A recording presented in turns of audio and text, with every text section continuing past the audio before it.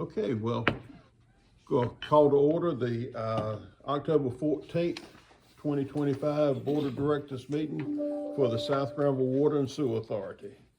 I'd like to welcome everyone. Thank you for coming out to our meeting, and hope you learned something tonight. And we'll go to a roll call. Madam Secretary, will you? Yes, sir. Commissioner Gooch. Present. Commissioner Kaczynski. Present.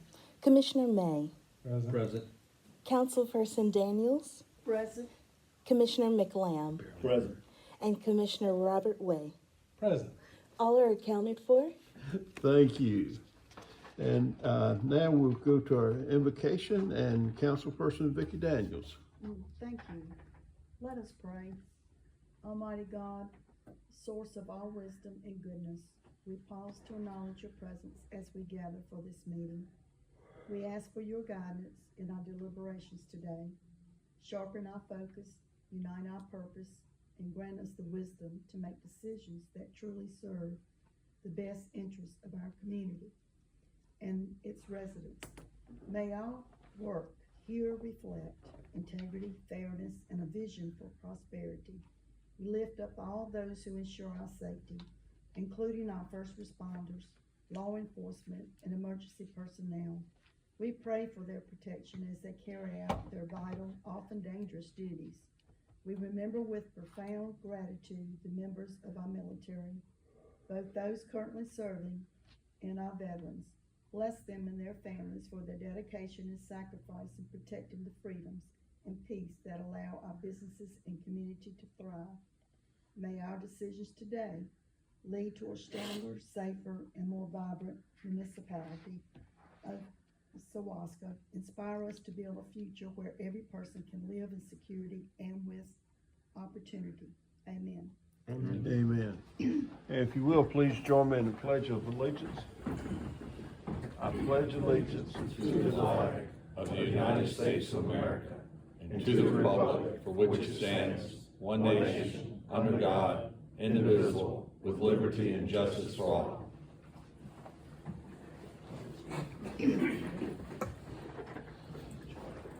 Thank you. Is there any additions or adjustments to the agenda? Mr. Chair, I would like to add a closed session to the agenda, please, for personnel matters. Okay, that will be at the end of the meeting, and we have personnel. Is there any other adjustments to the agenda? Then we'll call for a motion to approve the agenda as amended. So moved. Second. Have a motion, have a second. Any discussion on the motion? Hearing none, we'll go to the vote. All those in favor signify by saying aye. Aye. All those opposed, nay. Ayes have it, motion carries. Next item is a review of the September 9th, 2025 board meeting minutes. I trust everyone's had opportunity to go over these. Move to approve. Okay, we have a motion to approve. Do I hear a second? Second. Okay, we have a second. Any discussion on the motion? If not, we'll go to the vote. All those in favor signify by saying aye. Aye. All those opposed, nay. Ayes have it, motion carries. Public comments. Do we have any public comments for tonight? No, sir. We've not received any. Okay. Then board discussion items, and I believe we have a couple here. Have one? Pardon me? I think, do you have one? I do. Okay. Well, we'll go with discussion by, and the item you have. The item I have, if I can get to the page. The conversation is about grant assignments. There's been some conversation about the grants, and there was a post on social media about a grant, and Commissioner Way alluded to it last night, and I was really happy. I wanted to clap, but maybe our executive director can break it down for us so that we're all on the same page. I'd appreciate that. Thank you, Commissioner. We took the opportunity to put together for the board members this evening a summary table of the grants that we have been awarded, not awarded, and those in motion. And I think on screen right now you can see a copy of that document. Be happy to go over that with you. You've also been provided with a copy at your desktop of that same chart. So based on the topic of discussion, the Saguasa team members created a summary table showing the grants applied for, the grants received, and some brief information about each grant. We will show this, we have this information on screen for you. And the one item I just wanted to bring to your attention is highlighted. It's number 8 on your screen here. And this is the grant awarded that we just received notification about, and the board was provided with this information last week, as well as the public, and this information is on our website.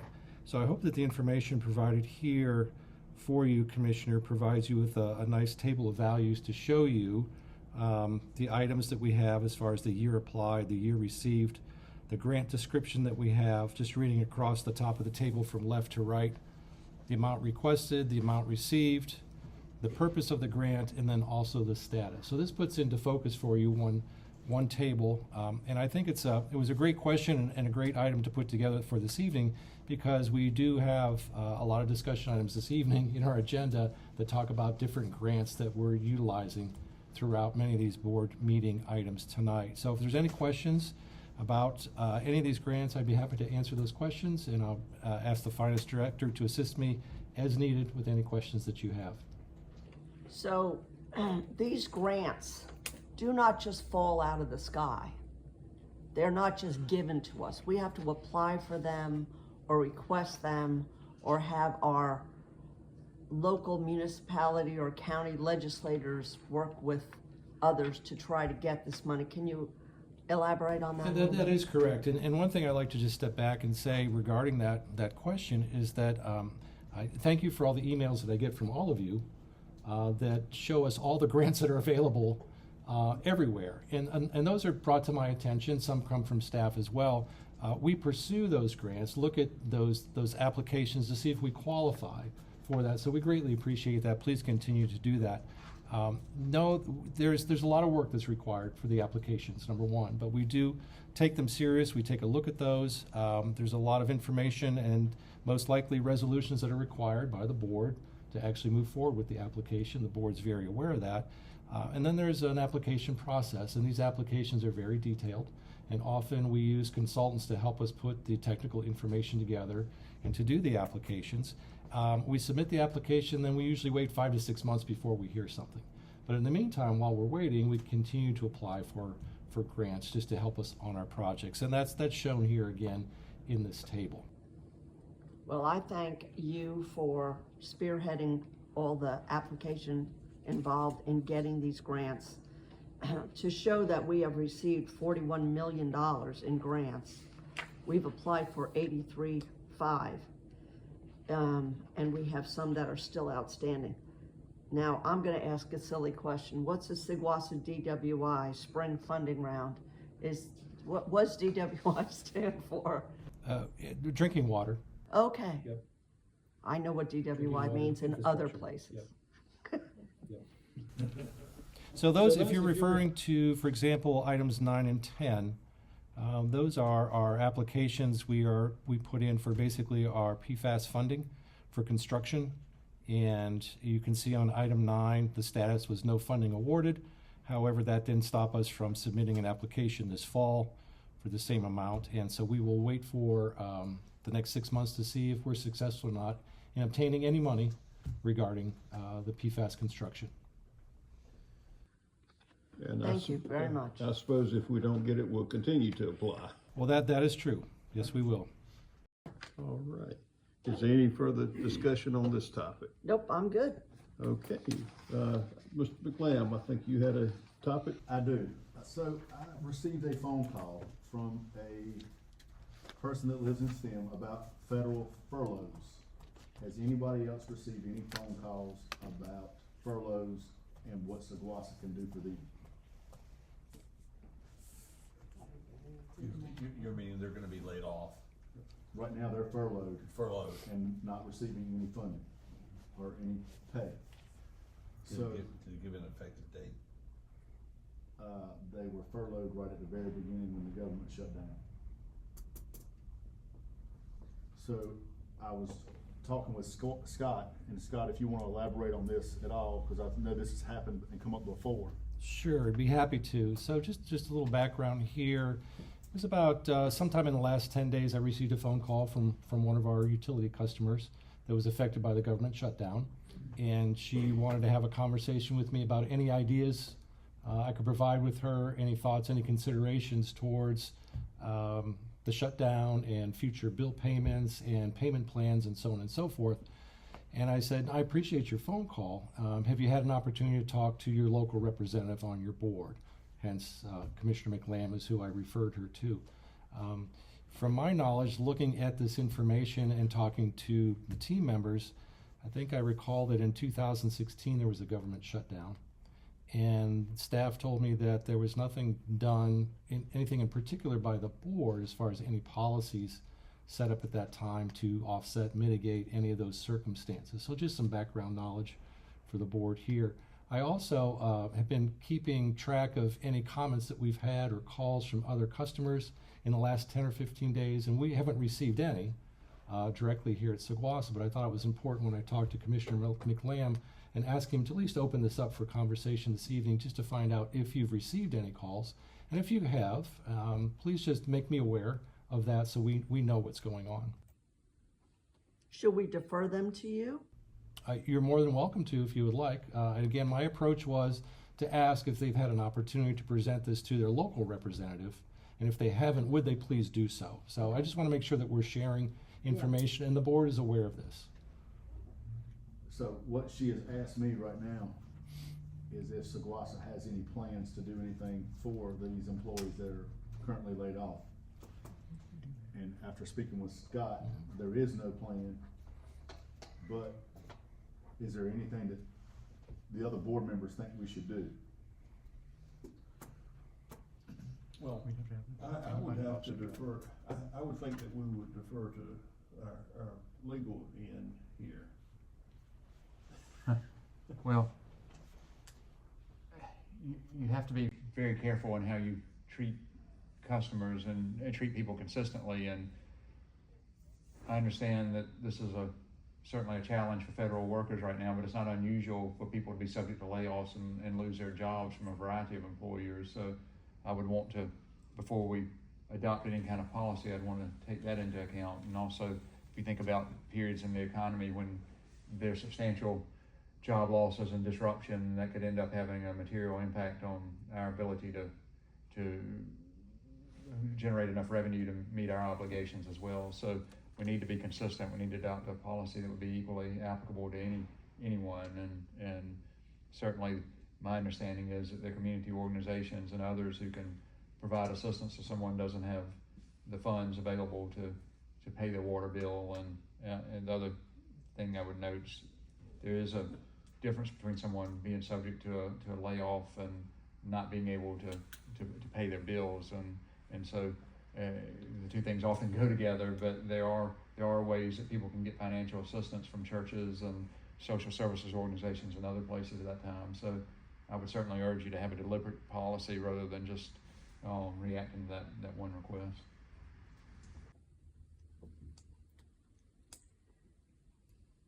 Anything? That's all I wanted to bring up and see if the board wanted to look at anything or whether we just heard the legal reason behind this, so. I'm just looking here at some information. The last paycheck would have been received by some of these employees October 10th. And so I guess that's if they're bi-weekly. And then the other one would be toward the end of the month, unless the shutdown is so they'd actually, at this point, they would have not missed, if I'm reading this correctly, would have not missed a actual check as of yet, but likely toward the end of the month they would. I've not gotten any calls regarding that. Well, and Mr. Chair, if I might, I did tell Commissioner McLam that I appreciate him raising this topic and bringing it to the board this evening, and I would be happy to continue to collect that information from any utility customers that may approach you and keep track of that. I can report back to the board anything that we receive, basically in our customer service team or from our commissioners here, our board of directors, if you want as well. Scott, do you know how long the shutdown was in 2016? I do not know that. 70 days. And the longest shutdown they've had is 35 days. And I think, this one is into the 17th, 16th half. So. Okay. Now, I guess the question is, should we have legal work with our finance to see if there's a some type of overall policy we could adapt? When do we meet again? Next month. I mean, I personally would probably call down to Cumberland County and Fayetteville and see how they handle something like that, because the predominant amount of federal workers in the state of North Carolina will be found in the Cumberland County, Harnett County area down there. Okay. So if you have a connection, Scott, or know somebody to reach out to with the water and sewer utility down there to see how they would have handled a situation like this, because I'm sure they had the same question, especially when it's mostly affecting civilian positions as far as being the furloughed, laid off, because the military and the the federal prison, they still have to report to work even though they're not receiving a paycheck, because they're considered essential. The next scheduled pay period for most of federal employees there in Fayetteville, which are military personnel, is October 15th. Tomorrow. I do wanna just speak to what you were saying about the prison. I know someone that works there. If you're not considered essential, you stay at home, you're on furlough. And that means even with someone that redacts information, they're not working. So I'm sure there's a lot of others that are not working. I believe that's where this young lady works. Yeah, So she's not a critical personnel. Right. well, they have a hospital over there too, and I'm not sure what else they may have, but I know that they were probably going to work. Some personnel are designated as critical personnel and some are not. That's right. Yep. Okay. Well, So Mr. Gooch, is it the board's consensus that they'd like me to reach out to the Cumberland County, to research Cumberland County's approach to this and report back to the board? I think that's a great idea. okay. It's in Do you need a federal prison. motion? Check out with the federal prison, see what they're offering. Could you also have, someone check with the FCI Butler to see what things are offering their employees from an employee assistance perspective?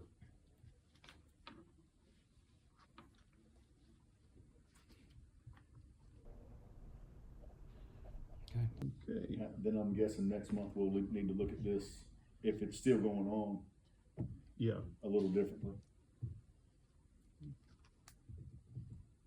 But this might be the longest time they were indicating that, but it has happened several times over the years, cause I worked at the VA. And they didn't tell you could go home, you'll get paid. They didn't tell you if you come to work, you're gonna get paid, but I was essential cause I was in the laboratory. So there was quite a few years you just had to go to work, not know. Okay. Is there any further discussion on this? Thank you, board. Thank you. That brings us to item 9 on our agenda, our series resolution authorizing the financing terms for the issuance of a water and sewer system revenue bond anticipation note, series 2025, the bond anticipation note for the I-85 sanitary sewer improvement project. And Mr. Ballmer. Good evening. So I'll be presenting this item, but we have Connor Cruz, bond counsel with McGuire Woods, who drafted the series resolution. He's here to answer any bond related questions. That's a little bit out of my league. So I'll go through briefly on the background, but most of you already know this.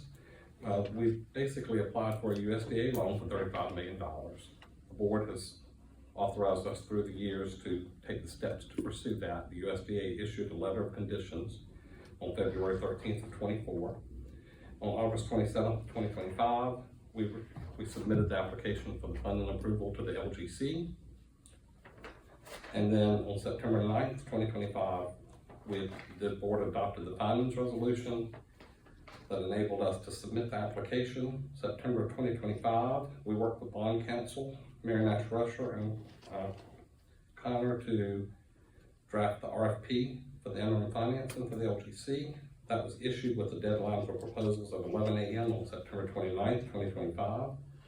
To issue a ban, the board must approve the adoption of a series resolution which supplements the original bond order dated February 10th, 2025, which was adopted March 19th of 2015, the bond order. The authority has previously issued bonds under the bond order, including USDA bonds assumed during Sequoia's acquisition of the city-approved water and sewer system. On September 29th, 2025, Sequoia received interim financing proposals from two banks, Truist and PNC. After review with bond counsel and the North Carolina LGC, the staff has selected Truist as the preferred option. The details of the Truist terms for the ban are shown in the table below. Basically, it's borrowing $35 million. Closing date is anticipated to be 10/31/25, with one caveat: the USDA shutdown could delay that because there is a letter that we are required to have from them before we can do closing. Maturity date 5/1/2028. That's assuming construction is completed on the project by 4/30 of 28. Earnings interest rate's 2.9%. Interest rate on the loan is 3.36%. Closing costs are $4,000. Interest payment will be annually on November 1st, assuming the closing is on November 1st. That amount of money. Upon substantial completion of the project, the authority will issue its water and sewer system revenue bonds in the aggregate principal amount of $35 million to the United States Department of Agriculture, USDA. The authority will issue the proceeds of the bonds to take out the interim financing provided by Truist under the ban. The LGC approved the terms of the proposal at its meeting on October 6, 2025. The attached series resolution has been provided by bond counsel for review and approval by the boards of directors. The series resolution supplements the bond order and sets forth the terms of the interim financing and the issuance of the ban to Truist. It permits the finance director to procure the interim financing and authorizes the chairman, the executive director, and the finance director to sign all related financing documents in collaboration with bond counsel. If the board approves the series resolution, the Sequoia secretary will certify the resolution at the conclusion of tonight's meeting. Following that, the finance director and authority's bond counsel will collaborate with Truist and Truist counsel to facilitate the interim financing as reflected in Truist's proposal. Again, the closing date is anticipated to be October 31st, 2025, assuming the USDA is back in session by the end, shutdown is finished. One of the closing conditions is the provision of a letter from the USDA addressed to Truist indicating that the USDA's commitment to take out the ban upon the substantial completion of the project. USDA staff are unable to provide the letter while the federal government is shut down, and this has the potential to delay the closing past October 31st, 2025. You see the staff recommendation is that the executive director and finance director recommend approving the series resolution as presented. The schedule, upon approval and obtaining the required signatures on the documents, authority staff will initiate and facilitate the required interim financing as outlined in the proposal with an intended closing date on or around October 31st, 2025. Financial information. Capitalized interest on the ban is estimated to be $2.94 million, with projected interest earnings of $1.33 million, resulting in a net cost of approximately $1.61 million. This falls within the original or the final USDA budget and is expected to be covered by Sequoia's fund balance. You see the strategic plan alignment. There's 3 exhibits in your agenda packages. The series resolution, which is the legal document, the proposal from Truist, and the proposal from PNC. And again, Connor and I will be glad to answer any questions you may have. Questions? Hearing none, we'll call for a motion. Motion to approve. We have a motion. Do I hear a second? Second. We have a second. Is there any discussion on the motion? Hearing none, we'll go to the vote. All those in favor signify by saying aye. Aye. All those opposed, nay. Ayes have it. Motion carries. Number 10, contract award for the I-85 sanitary sewer improvements, construction package 2. Well, thank you, Mr. Chair. I'll be the presenter this evening, and also in our audience is Michael Sloop, PE Project Manager with CDM Smith. He is here and available to answer any questions specifically related to the project, both CP1 and CP2, should the board have any questions around that. So the focus this evening is to provide the board with enough information. I know without getting into a whole lot of detail, but these subjects this evening are very detailed. And so we're going to go on the side of providing too much information unless we're told not to. So I hope that you appreciate that, and I apologize for the long meeting this evening. Something I didn't get an opportunity to mention to the board is I provide you with an executive summaries of each item at your desktop that you have as well. And again, that not only helps me keep focused on what we're aiming for as far as the purpose, the requested action, and the financial impact, but also my recommendation to the board so that we can follow that along. So again, this item is the contract award for the I-85 sanitary sewer improvements construction package 2. The requested action is the board approve the negotiated contract with Park Construction of North Carolina for $30,238,282 and authorize the executive director to execute all necessary documents to issue the notice of award and proceed with the contract extension. So in terms of the background, on August 5th, 2025, CDM Smith presented its engineer's recommendation of award for the I-85 sanitary sewer improvements construction package 2, CP2, and that is attached. The recommendation followed 2 bid events. The initial bid opening was on May 22nd, 2025, and a rebid on June 12th, 2025. In both cases, Park Construction of North Carolina was the sole bidder, submitting a total bid of $46,499,981, and that included a base bid of $38,111,190, with alternates equaling $8,388,791. Due to budget limitations, Seguasa negotiated scope adjustments.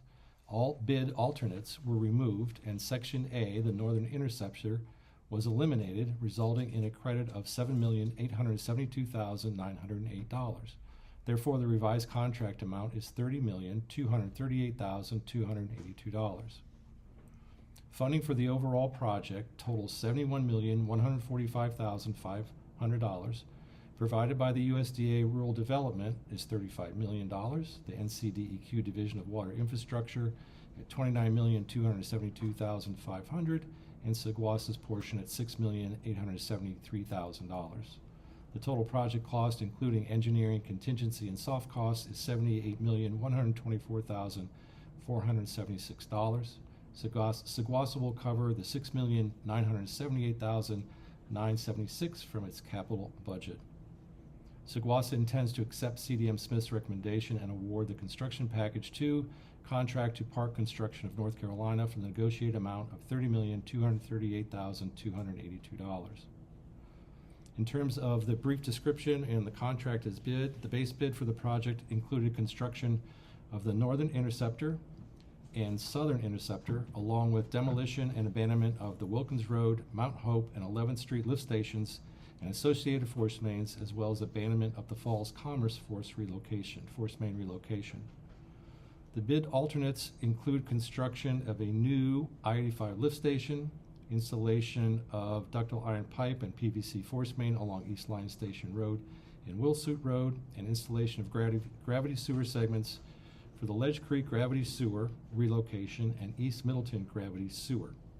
Seguasa has determined that none of the bid alternates will be selected and that Section A, Northern Interceptor of the base bid, will be removed, as noted in CDM Smith's recommendation of award. Park Construction stated that the full price included in the subtotal for Section A, Northern Interceptor, can be credited back to Seguasa, and no changes will be required to Section B, the Southern Interceptor. Section C, existing Wilkins Road lift station abandonment. Section D, Section F, and other parts results in a revised total base bid amount of $30,238,282. In terms of the negotiations, Seguasa and the contractor acknowledged and agreed that the bid received on the above referenced project has resulted in the project budget being exceeded and that a contract cannot be awarded based on the amount of the total bids received.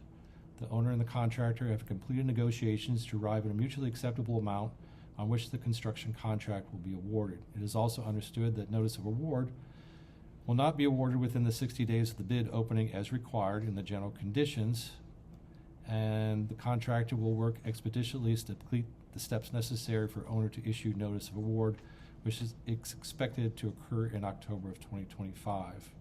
So the following changes in the terms and conditions of the as-bid contract are hereby incorporated into the proposed contract award. No bid alternates will be selected, but Section A, Northern Interceptor, in its entirety of the bid form will be removed from the contract. In terms of the financials, the I-85 Sanitary Sewer Improvement Project contract, CP1 and CP2, will be funded from the following sources: Seguasa, ARPA, and USDA. Interim financing is necessary for this project as related to the USDA funding. Seguasa has worked with the North Carolina Local Government Commission and the United States Department of Agriculture on the interim financing. Budget Amendment number 5 has been prepared for the award of contract and is found later in this meeting agenda. In terms of our next steps, should the board members approve the construction contract with Park Construction of North Carolina Incorporated, then Seguasa and CDM Smith will complete the necessary steps to complete the required contract documents and issue a notice to proceed to Park Construction Incorporated as soon as possible. So we have attachments for you, Exhibits A, B, and C. Exhibit A is the Sanitary Sewer Improvement Project Map. We have Exhibit B as a certified bid tab. Exhibit C is the CDM Smith Recommendation of Award, and the fourth exhibit is the Resolution of Tentative Award. So you can see our strategic plan alignment in our focus area 2. And as far as my recommendation to the board, it is to approve a contract with Park Construction of North Carolina Incorporated for the I-85 Sanitary Sewer Project Construction Package 2 in the amount of $30,238,282, contingent on approvals from NCDEQ, the USDA, and interim financing with Truist Bank, and thus authorize the Executive Director, Finance Director, and Attorney to execute the contract and to approve the resolution of tentative award. So I'll be happy to go over any information that I provided to you in this legislative memo per section. I'll also be happy to discuss any of the attachments that are included with this legislative memo. Thank you. First, I'd like to thank Chris, who put up with my questions yesterday when I went through this agenda, and he helped me understand it perfectly. Whoever presented all this, I'm sure that Richard had his hand in it. It is broken down perfectly. It's wonderful. One question I do have is, it says CDM Smith will complete the necessary steps to complete the required contract documents and issue a notice to proceed to Park Construction. Do we have an idea how long that will take? That will be occurring as soon as, if the board approves the document, this evening we will start to move forward in those steps. But be warned that there's also some forms that have to be signed by the USDA because it's our funding partner. So that's going to be a little bit of a challenge for the next couple of weeks. But we are, by presenting this to you this evening, even based on that condition, we want to keep momentum on this project. So, with all the information that you have presented tonight and that's in this agenda, one of our candidates last night at our forum stated on the record that we do not have the money to go forward with the I-85 sanitary sewer project. And as I understand it, ARPA funds are doing project 1, and the USDA loan that we've been approved for already is doing project 2, in addition to the $6 million which we have set aside for that project. That's correct. So there is no, when we say this project should be done in April of 2028, as far as we know, there's no issue. Funding is not the issue. Right, with one caveat. So you saw the cost of the entire project that was bid, which is beyond our current funding capability. You also may recall through the last 3 or 4 years as we've done presentations on the entire project, and we do have that available that we can put up on the screen. Crystal, would you like to just put the project map up? When this project was designed, it was designed to fix today's problems and also look towards the future as far as development throughout our service area, and that is our responsibility as a utility. So there were segments of this project that were bid alternatives Right. that were necessary sometime in the next 5 to 10 years. So if everything had come in at our currently funded budget, we'd move forward on everything and just get it done. But we don't have enough budget to complete 100% of what you see on the screen here, but we have opportunities to fund those during the next couple of years as those projects are necessary. Right. So as things develop around us, they're going to put additional, I don't want to say stresses or strains, but there are going to be requirements to basically provide that capacity to those developments, if you will, commercial, residential, and that's the time when we can start to look at bringing those projects together. As you are aware, being on the Finance Committee, we discussed this at length at our September 5th Finance Committee meeting and talked about, well, what are the priorities? What are the staging? So I just want to reemphasize today that CP number 1 that you can see on screen, which is the red colored lines, is already under construction. CP number 2 in blue, which is the southern interceptor portion on the middle of the screen, basically connects to CP number 1. So in order for CP number 1 to work and connect all of our pump stations, you have to put in the ground CP number 2, the southern interceptor. So I just want the board to appreciate that that is an entire project that is coming together for the I-85 sanitary sewer improvement project. There are portions such as the I-85 lift station and the 10-inch force mains that are necessary to support additional growth. The good news is that we have developers knocking at the door that are interested in tying into certain lines, so there's opportunities for system development fees. There's opportunities for developers to provide money for upsizing infrastructure to meet their needs. It's one of the challenges I expressed to the Finance Committee that we're working with all of these items here, looking at the priorities and what to finance next. One of the important projects that we also want to talk about funding, and we'll continue to talk about funding at our next Finance Committee meeting, which has not been scheduled yet, is the northern interceptor portion. So Crystal, would you just bring that map down a little bit so we can see the northern interceptor? There it is, right at the top of the page. We discussed that at the previous Finance Committee meeting, and we will continue to discuss that and the funding for that. That's a critical infrastructure upgrade in that area, and we want to work towards that. So I hope that I've answered your questions, plus provided you a little bit more information and context here. The good news is that we're proceeding with the board's approval to move forward with CP number 2, which connects to CP number 1. We've gotten over some major hurdles with the NCLGC as far as getting approval, interim financing, the USDA for this project. So we're moving in the right direction, and I look forward to having additional conversations with the Finance Committee and the entire board about additional construction horizon and project planning as we consider these projects in addition to the PFAS projects that we have in construction. It's all part of that large portfolio of construction projects and funding demands that we have. I appreciate you taking the time to explain that, because I just want everybody to have the correct information. Thank you.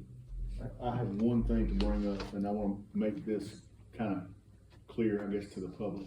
The 18-inch, the 21-inch, and the 30-inch, where it says Northern Interceptor, that will not be part of this process at this time. It's not part of tonight's contract approval, that is correct.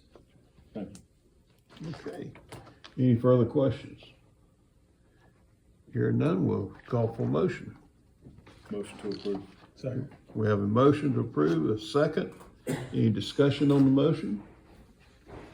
Hearing none, we'll go to the vote. All those in favor signify by saying aye. Aye. All those opposed, nay. Ayes have it, motion carries. Thank you, Scott.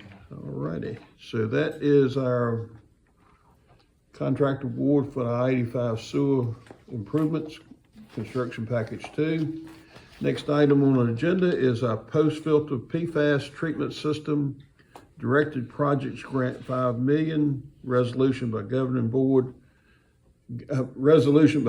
body of recipient and agreement between the South Granville Water and Sewer Authority and CDM Smith for preliminary and final design of a post-filtered PFAS treatment system at the South Granville Water and Sewer Authority water treatment plant in an amount not to exceed $3,209,800.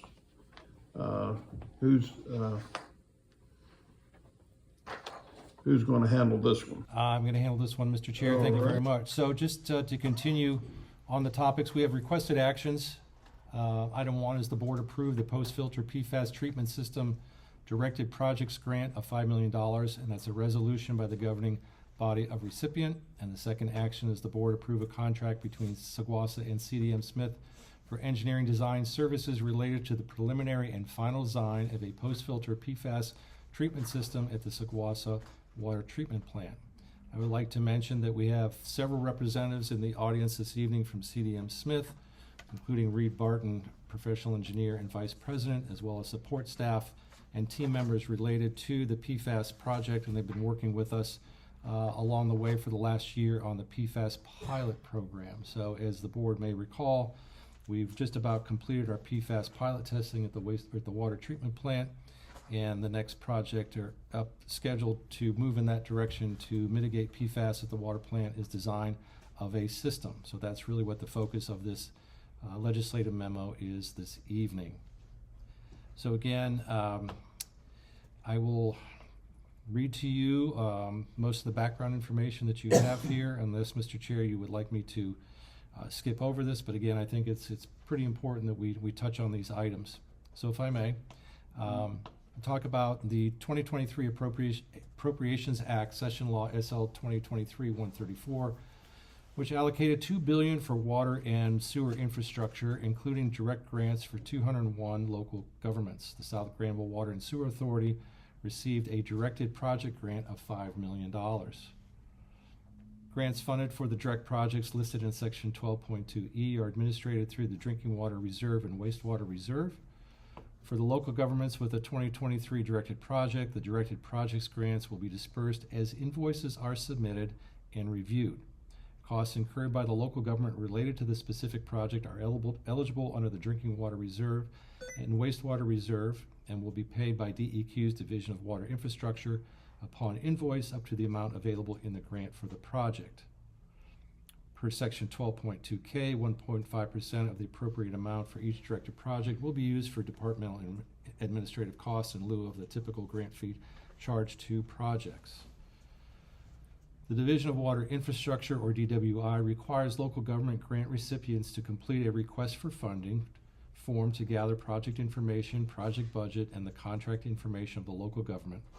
After receiving the RFF for an eligible project, the Division of Water Infrastructure will send a letter of intent to fund to the authorized representative of the local government.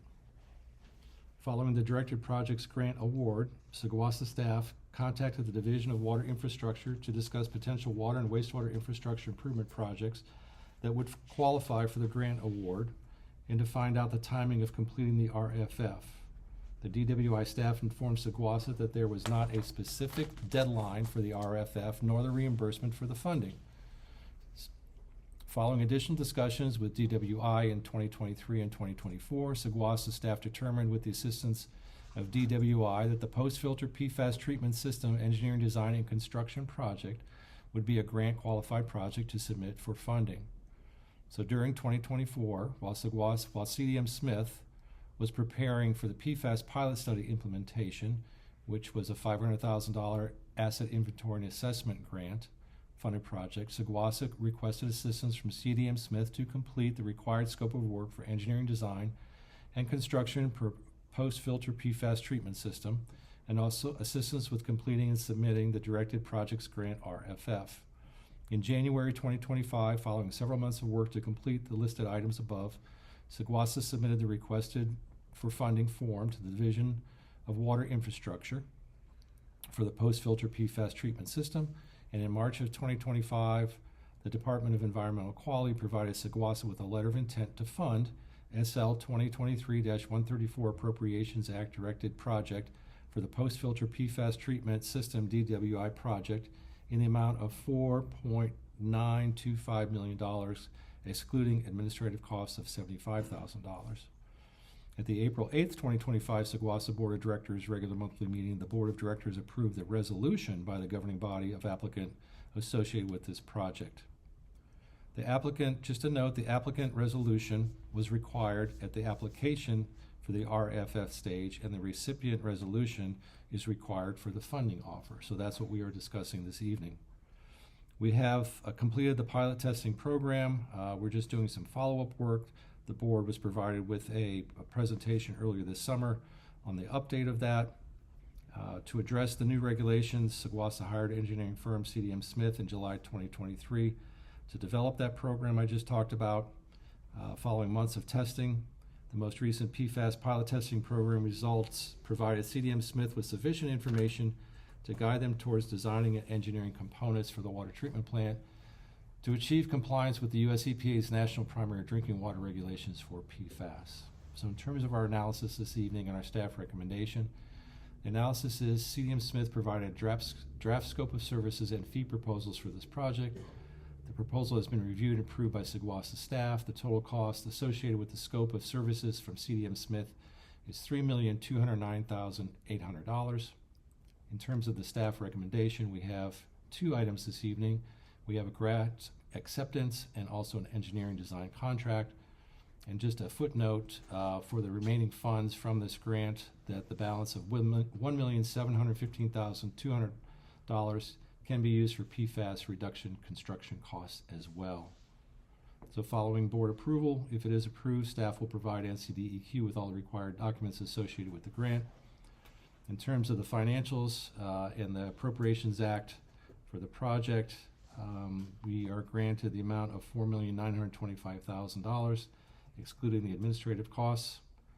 We've already talked about the disbursements of funds that are reimbursed to the local government after the invoices are submitted, and only costs eligible may be covered by these funds, and all projects must be administered in accordance with all applicable federal laws and guidance, as well as North Carolina statutes. Funding for the CDM Smith engineering design of the post-filter PFAS treatment system is available in designated fund balance.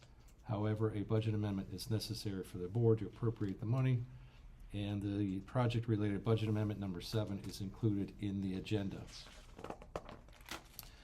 We have several attachments for the board this evening. Exhibit A is a resolution by the governing board of the recipient, and then Exhibit B is the scope of work of agreement between Saguasa and CDM Smith for engineering design services related to the project. I'm asking the board of directors to consider approving, 1, a grant acceptance this evening, and then also an engineering design contract. So I appreciate the board's attention during that long dissertation and review of the legislative memo. Just want to remind the board again that I have members from CDM Smith that would be happy to answer any questions that I can't answer about either our current PFAS pilot testing or the design scope that's attached to the document this evening. Thank you, Mr. Chair. Thank you. Questions? I guess it's for the CDM Smith group. My question is, how long is the design engineering going to take? This is a tried and true thing, so you should have some idea. I don't think I've... Sure. Good evening. My name is Reed Barton. Good to see everyone. Again, I've had the benefit of talking with the board a few times on this topic. So in your packet, there is a project schedule. So I'll just direct you. It looks like this. Okay. And we can probably pull it up on the screen. There you go. It's a little fuzzy, but we can talk through what it says. So they're listed on the left column is task 100 through task 800. And I know it's a bit fuzzy here. Hopefully you can see it on your screen. I won't go through and list them, but in our contract, each task has a detailed description of what is included. what task 200, after initiating the project, so task 100 is essentially kicking the project off, project management, just it's not driving the schedule. So task 200 is on the critical path. Field services, be collecting a survey of the site, geotechnical bores at the site. We're going to be building facilities. We've got to collect site-specific information to support that. That will take several months. That won't be CDM Smith. We're going to hire subcontractors to do that work. Let me give you a shorter answer rather than going through all of this. This is a typical engineering process where we go through what we call preliminary design. That usually results in this case, it results in a report and a set of what we call 30% drawings. Those are submitted, those are required as a submittal to the state. We have to have that report. We can't skip that step. Then we produce, after that, we'll go to a 60% design. Each milestone involves a special quality review, both internally and as well as the owner, Sequasa, does a deep dive review at each milestone. We don't want to design the whole thing without significant input from Sequasa's staff.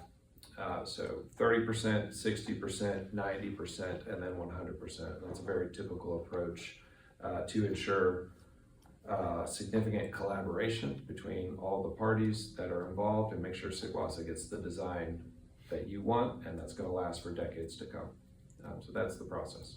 So since we are not the only company in the world or the only water system in the state or the area that's doing this. Correct. I would assume that there's a state agency that's going to have to approve at certain stages. My concern is that for delays from them because they've got so many to approve. Yes, so Director Schroyer we had conversations about this, and there are essentially three topics that could slow us down. Permits from the states is probably the most significant topic.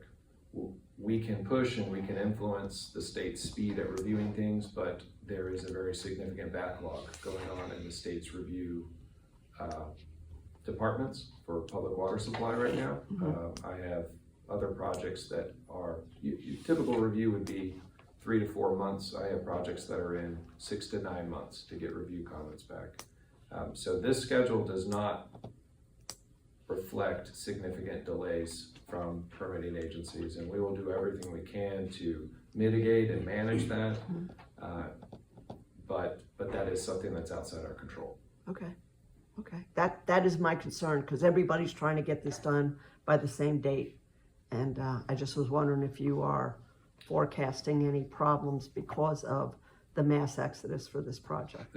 There are, North Carolina is one of the fastest growing states in the country. So there are, and we're one of the hardest hit PFAS states in the country. I think we're 4th hardest hit in the whole country.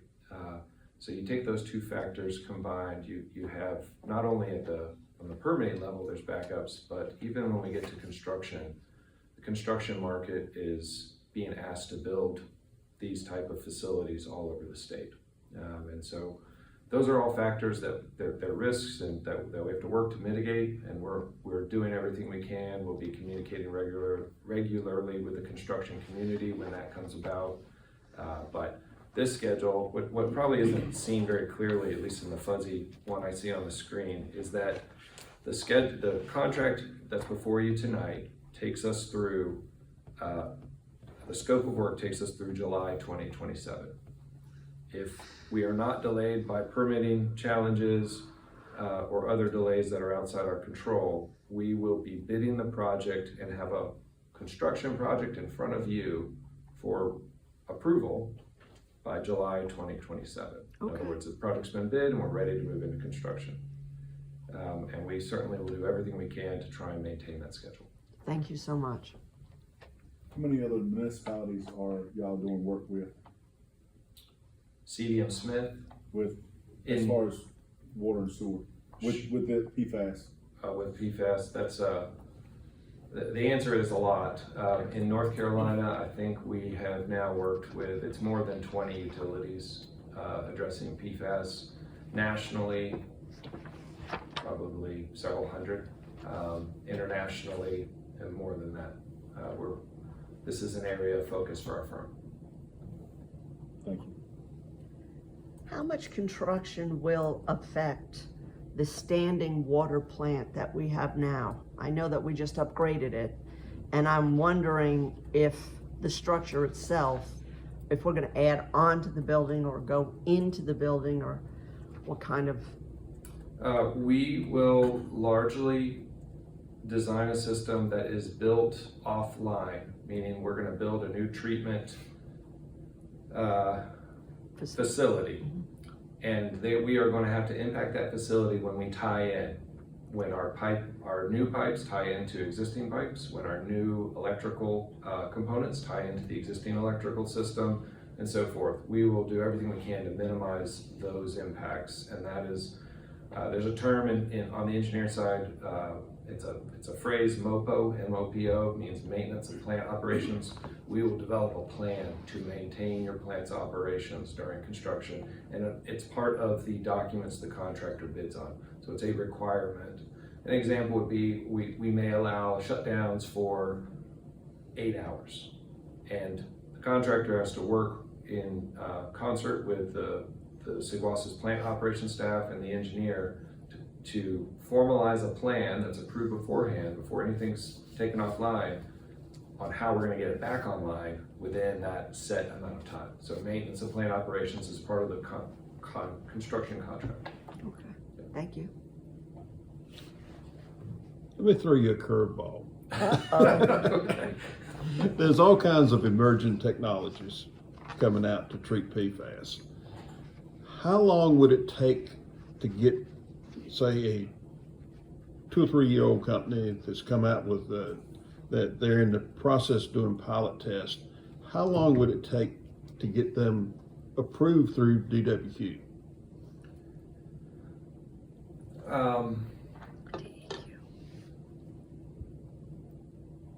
So when a company makes a new widget, a new treatment technology, it does have to obtain I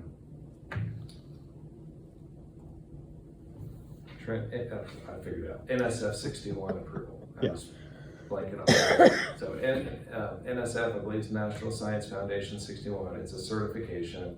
It more or less says that the components the water is going to come in contact and the manufacturing process that they were created with is not going to create an unsafe item within the treatment process train at the water plant. So that is one hurdle, and we've had direct contact with several companies that have new emerging technologies. Some of them may make it to market, some may not. I think that when you consider what we'll call a very new technology that it's not installed at any other water plant, any of your peers, there's no other installations, one thing you have to consider are what risks exist with that treatment process, and how will this company mitigate those risks? If this system has to be maintained by proprietary technology, is that business going to be around in 3 years to maintain the system that we're going to spend millions of dollars on? Do they have the NSF 61 certification so that we're assured we've done our due diligence that there's no chemicals leaching out into the water in this new equipment? There's some other risks that maybe aren't worth going into, but that's, I think, the process that you're alluding to, which is new technology sometimes can offer great benefits. They sometimes can save you money, save you time. On the balance, we just have to be thoughtful about the risks. Included in our effort on the front end is there's one treatment technology that has been considered at a high level for your plant that we are going to put together a cost opinion of what we think it would take to implement it. And that is just a very small part of the work that we'll be doing here in the next month or two. Okay, thank you. Thank you. And I know that come out of left field, but That's okay. That's okay. I appreciate it. Does anyone else have any questions? So my question is, this $3.2 million for design, this is not even turning a shovel. No, This is just design of the process, so. So it's design of a new facility that will, obviously, you saw some of the grant applications, well north of 20 million of construction. So when you say facility, is this gonna be like a standalone building, or is this gonna be an outside, like holding tanks like we've seen pictures of from other piers in the area? Sure, no, this would be indoors, so imagine a new structure, new building. Inside the building would be a new pump station that's able to pump the full flow of water. So it's we call it an intermediary pump station, but it's the same size as your finished water pump station that pumps out to your whole system.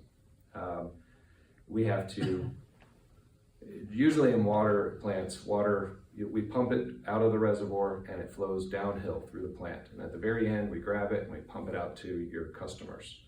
When you add a new treatment process to an existing plant, you often have to repump it in the middle of the plant. So part of the cost is a new pumping facility that'll be located in the new building.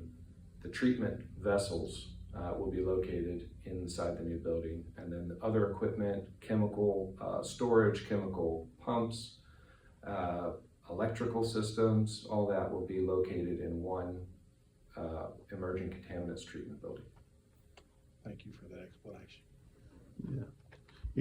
Any other questions? So if this stuff is going to have to be pumped twice, and we are now changing the filter media at the water plant, I'm sure you're not certain about it yet, but do we know that when we pump this new stuff, the media that we're putting in there now will be safe to use at that time and still, or is there gonna be a separate filter system? So you will have essentially a second set of filters. Okay. The filters that you're replacing media in now is essential, and that work is essential, as I know everyone is aware of. What we are going to be adding is a different and specialized set of filters that is downstream of it. So Okay. water will go through both filtration processes. Okay. Okay. Any other questions? Okay, then we'll entertain a motion. Do we want to do this in two separate motions? The grant acceptance and the engineering design contract. Mr. Chair, I have up on the screen a recommendation that incorporates both the approval of the contract as well as to approve the resolution of tentative award, but of course you're more than welcome to pull those apart and create separate motions for those. Okay, what's the pleasure of the board? One. Okay. Do I hear a motion to Make a motion, we do as one. Okay. All right, do I hear a second? Second. Okay, we have a second in two places. So, motion is to approve both as one. Correct. Okay. And we have a second. Is there any discussion on the motion? Hearing none, we'll go to the vote. All those in favor signify by saying aye. Aye. All those opposed, nay. Ayes have it, motion carries. Item number 12. Excuse me. The North Carolina Department of Environmental Quality, NCDEQ, Water Treatment Plant Master Plan Asset Inventory Assessment, Program Grant and Resolution of Acceptance. This is item 12. And Scott, you handling this one, or you gonna hand it off? No, I'm going to handle this one as well. Thank you. So the requested action is seeking the Board of Directors' approval of a resolution accepting the funding offer, including the standard conditions and assurances related to the AIA program grant for $150,000 for the water treatment plant evaluation and master plan. So in essence, the board is very familiar with asset inventory assessment grants, AIAs. In fact, that table that we had presented to you previously this evening shows several grants that we've received for water and wastewater condition assessments and inventories. Suffice to say that we had a capital improvement project FY 24-34 on our 10-year CIP that identified project CIP 101-01, a water treatment plant evaluation and master plan. We worked with our engineers, one of our on-call engineers, McGill Associates, in August of 2024 to find out if there's any grants available for that type of work, which they said the AIA would qualify for that. So continuing as we did to proceed with applying for grants, we did apply for the grant.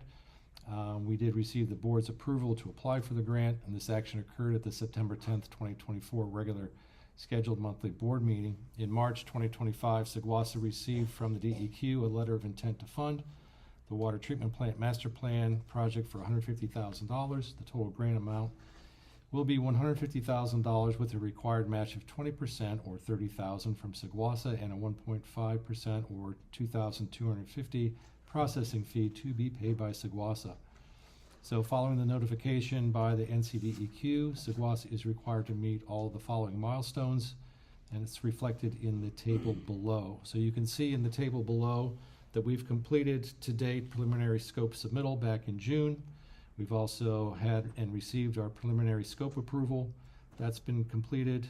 We're looking to execute contracts pending board approval of the resolution of acceptance here before the 1st of November, and then also look at getting approvals on our project deliverable submittals for DEQ, and then final closeout of the project, including final disbursement and reimbursement to Saguasa in March of 2027.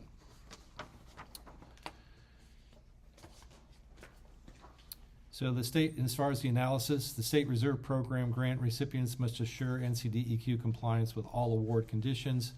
And to meet this requirement, the governing body must approve a resolution of acceptance, and this is shown in Exhibit A. The standard conditions and assurances for SRP AIA grants is shown in Exhibit B. Board, you have seen these resolutions several times. Just want to place it in front of you again, Exhibit A and Exhibit B. The recommendation is the Board of Directors approve the resolution of acceptance, and following board approval, staff will continue to provide the NCDEQ with a copy of the resolution and any additional documents. In terms of the financials, award for this project, NCDEQ Asset Inventory Assessment Grant awarded Saguasa is for a total of $150,000 and reimbursed after payment of consultant invoices. Therefore, a budget amendment is required and included later in this agenda. So we have for you this evening, as far as our attachments, Exhibit A, a resolution of acceptance, Exhibit B, the standard conditions and assurances for grants, and then Exhibit C, the project description summary for the Saguasa Water Treatment Plant Water Master Plan via AIA. My recommendation to the board is that the Saguasa Board of Directors approve the resolution of acceptance for the AIA grant related to the Water Treatment Plant Master Plan project. Thank you. Thank you. Any questions? Hearing no questions, we'll entertain a motion. Move to approve. We have a motion to approve. Do I hear a second? Second. We have a second. Is there any discussion on the motion? Hearing none, we'll go to the vote. All those in favor signify by saying aye. Aye. All those opposed, nay. Ayes have it. Motion carries. And next item 13 is the purchase of valve exercise machine for the utilities department. And Chris, you're gonna give Scott a break. I'm sure he's happy for that. I think Scott's had too much fun tonight. Good afternoon, hope everybody's doing well. So the next 4 agenda items are requested purchases of large pieces of equipment. I will start off by saying that all 4 were budgeted in the 25-26 year budget for a total cost of $391,285. And for these 4 pieces of equipment, we are asking for $335,494.26. So there's a significant cost savings compared to what was originally budgeted. So the agenda topic 13, this is the purchase of a valve exercise machine for the utilities department. Background, staff in the 25-26 approved budget, we included $92,000 to include a portable valve exercise machine for the water line maintenance department. This equipment helps to enhance the services that Sigwasa offers by adding to our proactive approach for hydrant and valve maintenance. Hopefully you remember that we have added 2 waterline technicians for valve and fire hydrant maintenance and exercising. So this valve exercise machine is a crucial component for that program. Sigwasa generally purchases from dealerships that provide either North Carolina State contract pricing or Sheriff's Association contract pricing. So we solicited to get bids for this piece of equipment, and the low bidder came at $86,700 by Southern Vac in Gilbert, South Carolina. They are our own North Carolina State contract. So recommendation, we are recommending the purchase of this valve exercise trailer. And let's see, approved budget was $92,000 for this piece of equipment. We are requesting a not to exceed amount of $86,700. Attachments, we have the quotes from Southern Vac, Infrastructure Solutions Group, and Wax Utility Products. Exhibit B shows the capital outlay designation, and there's a picture there of the valve exercising machine. So our recommendation is to approve the purchase of a new valve exercising machine from Southern Vac of Gilbert, South Carolina for a not to exceed amount of $86,700 excluding taxes and tags. Okay, does anyone have any questions for Chris on this? Hearing none, we'll entertain a motion. So moved. Second. We have a motion and a second. Is there any discussion on the motion? Here, I got a question. okay. What does it specifically do? Okay, so you have, if you see the picture here, okay, you have different components to this. All right, so I'll start with the large thing you see here. That is essentially a vacuum cleaner. All right, so you have, think of it like a shop vac or something. You have the ability to suck out your valve boxes that hold your gate valves. Okay, so you can suck out the debris around that stuff. The second component of that is the actual valve exercising machine. So a technician can stand here and he can put something over top or on the operating nut of the gate valve, and it opens and closes it, and it exercises it. Right. And it gets it to a certain, foot pounds, and then it backs it off. So it does this several times, and it helps to ensure the valve is operational and clean out the valve seat. Okay. Now I know what I'm voting for. Okay. Any other discussion on the motion? Hearing none, we'll go to the vote. All those in favor signify by saying aye. Aye. Those opposed, nay. Ayes have it, motion carries. And our next item is item 14, request to purchase 2 new sanitary sewer bypass pumps from Sunbelt Rentals Incorporated of Wake Forest. All right, thank you. So South Granville Water and Sewer Authority staff, we requested and we got approved in the 25-26 approved budget for $122,000 to purchase 1 sanitary sewer bypass pump for the utilities department. And due to the age and the condition of the existing pump, Sigwasa staff proactively budgeted for the replacement of this equipment. So we originally included $122,000 for a pump replacement. However, when we took a step back, we asked the vendor for a quote, we were looking at a larger pump. But when we stood back, we realized that we could get 2 smaller pumps for less than the price of a larger pump. Still met the needs of our pump stations. We have, I think it's 49 pump stations that we maintain. Pumps are mechanical, they have mechanical components, electrical components. They do go down from time to time. Bypass pumps give us the option to not rely on the pumps that are in place, to be able to pump it from the wet well, essentially where all the sewer comes into, to pump it out to the force main to go out the system. So to have the ability to have more pumps helps us. And we have had to rent pumps in times of need. We also do have 2 pumps currently, one of which we're looking to replace here. Another one is an older pump that is very loud. So these new pumps that we're requesting, they're quiet packs essentially. So they are just quiet versions. So this is what we're requesting is 2 pumps. Let's see.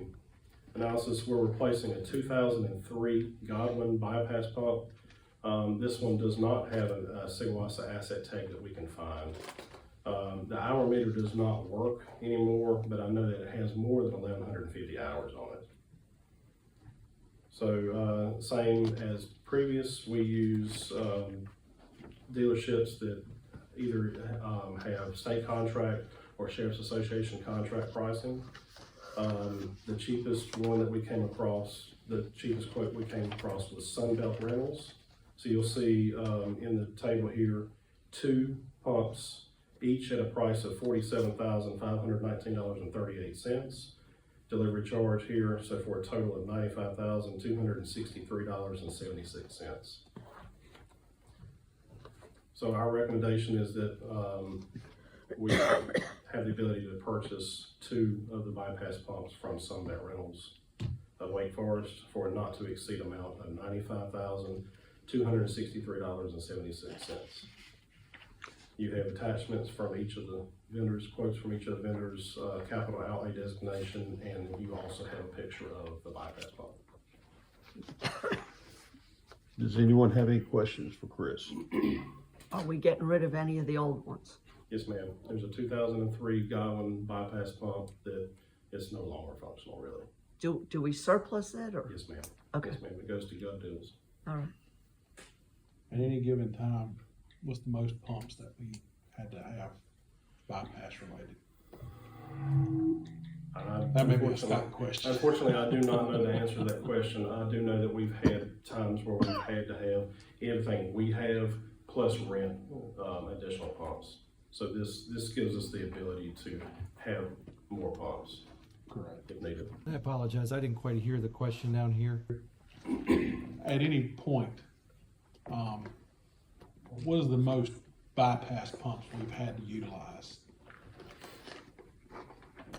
I would say it's probably a combination of maybe 5 to 6. And when I say combination, what I want you to understand is that we have pumps available to us. We also have a pump and haul contractor that we can bring in to leverage resources. And we also have the ability to do rentals to back that up as well. So as an event would escalate, we have those resources to expand and contract that fleet. And a lot of times it's really based on maybe wet weather flows or power outages that cause the greatest problems for us.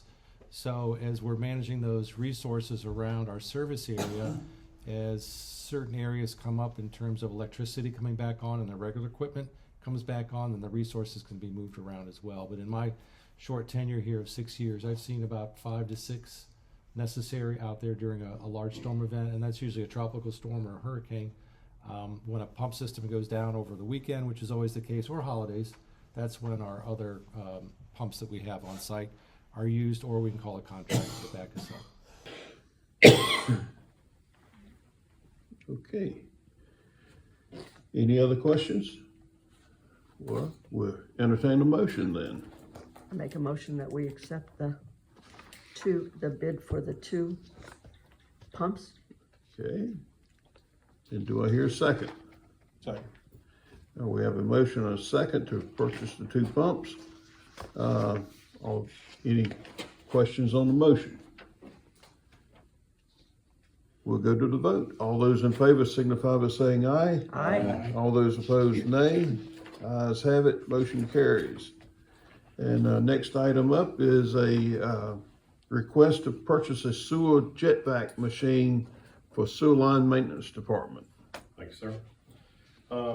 You going shopping tonight, aren't you? I think he's done been. We're just figuring out how to pay for it now. Seguasa staff, we requested for the 25-26 approved budget, it also included $82,000 for the purchase of one sewer jet vac machine for the utilities department, sewer line maintenance department. Due to the age and condition of the existing equipment, Seguasa staff proactively budgeted for the replacement of this equipment. Seguasa is replacing a 2003 year model asset. Due to the age and overall condition, there's no hour meter on this machine. Again, same procurement process. We went through a dealership that provides either state or sheriff's association contract pricing and terms. The lowest quote that we got was from Jet Vac of Asheboro, North Carolina, for $77,000, which is it's a Harbin jet machine. I'm sorry, that should say Mongoose.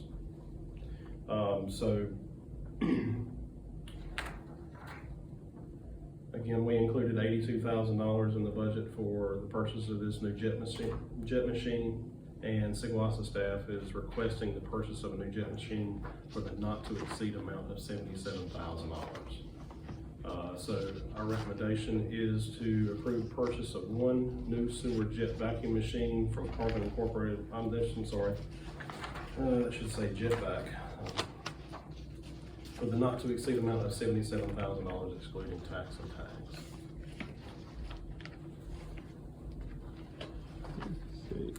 Your Didn't we attachments, use you an have all- outside vendor for this before? Excuse me? Didn't we used to use an outside vendor for this?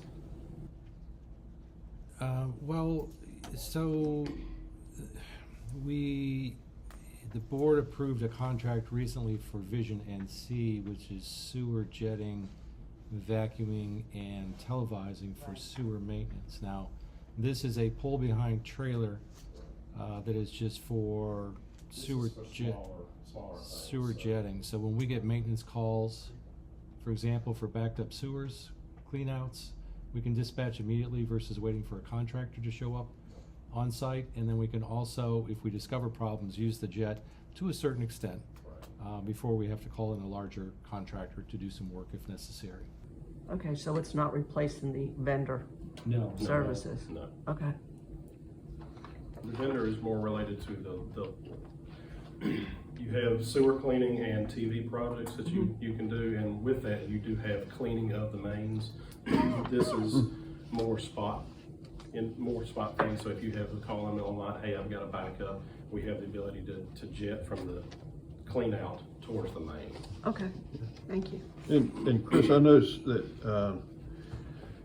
the previous piece of equipment we approved and this one, they're both replacing equipment that's dated back to 2003.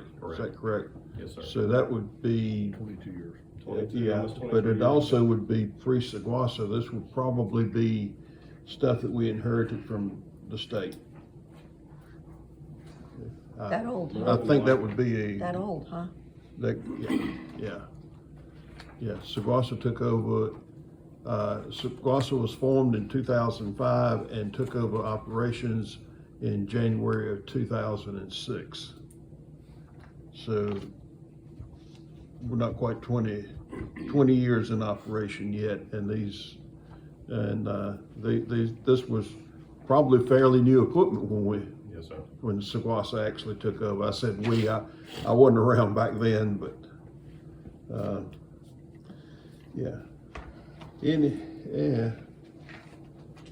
Anyway, is there any other questions for Chris? Hearing none, we'll entertain a motion. Motion to approve. We have a motion to approve. Do I hear a second? Second. We have a second. Is there any questions on the motion? If not, we'll go to the vote. All those in favor signify by saying aye. Aye. All those opposed, nay. Ayes have it, motion carries. Item 16, purchase of 2025 Caterpillar 304 mini excavator for Utilities Department. You're gonna be on Amazon all night. That's right. I had my son do it. This is the last purchase that I have for you tonight. So the requested action is to purchase a 2025 Caterpillar 304 mini excavator. Background, we have $95,285 in the approved 25-26 budget to purchase a mini excavator for the water line maintenance department. We are requesting to add this piece of equipment to our fleet, and we use it for both water and sewer repairs as needed. Again, we use dealerships that provide North Carolina State Sheriff's Association contract pricing and terms. So this is a Caterpillar from Gregory Pool Equipment Company, $76,530.50. I will say,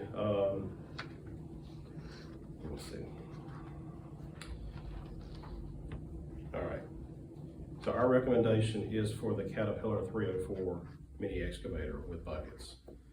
While this model is not the lowest cost option that we have for the quotes received, we feel like it offers the best overall for our operational needs.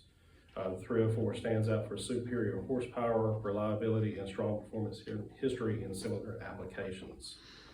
In addition, Sigwasa has consistently had positive experiences with Caterpillar equipment and maintains a strong working relationship with Gregory Pool, the authorized dealer and service provider.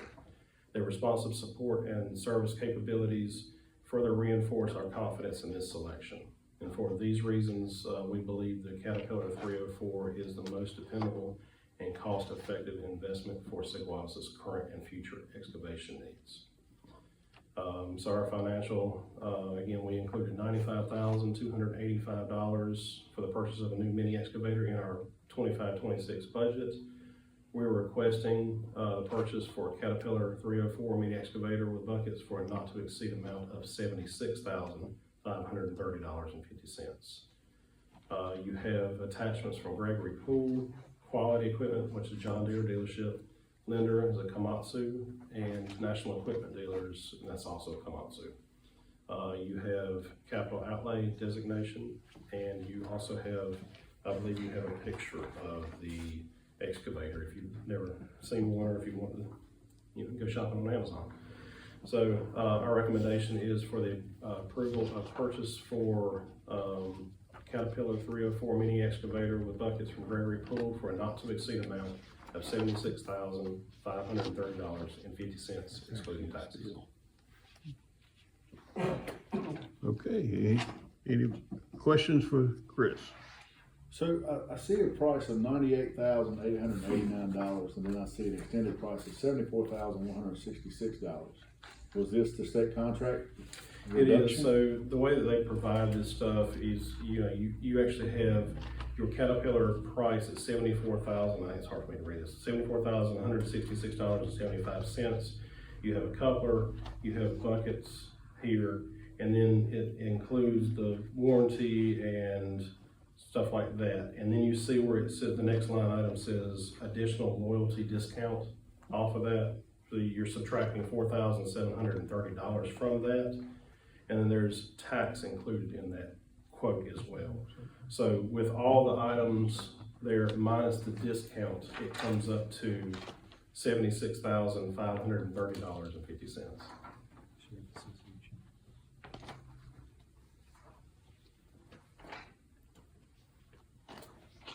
Okay, any other questions? I just have a question for the attorney. Okay,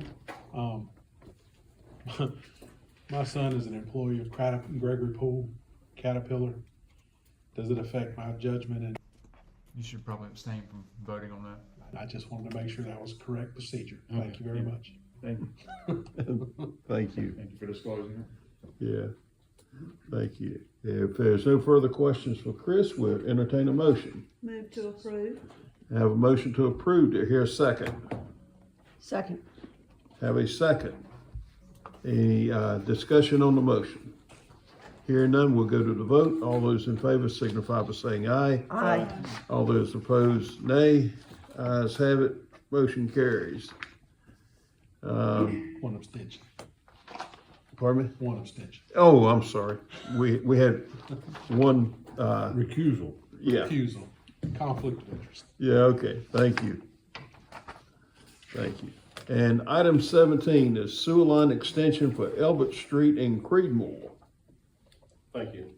I think we're through shopping for the night. So I'll go on, so this is a sewer extension in Creekmore, North Carolina. Background, South Carolina Water and Sewer Authority owns and operates 145 miles of distribution water lines and approximately 154 miles of collection systems, including gravity and sewer force mains.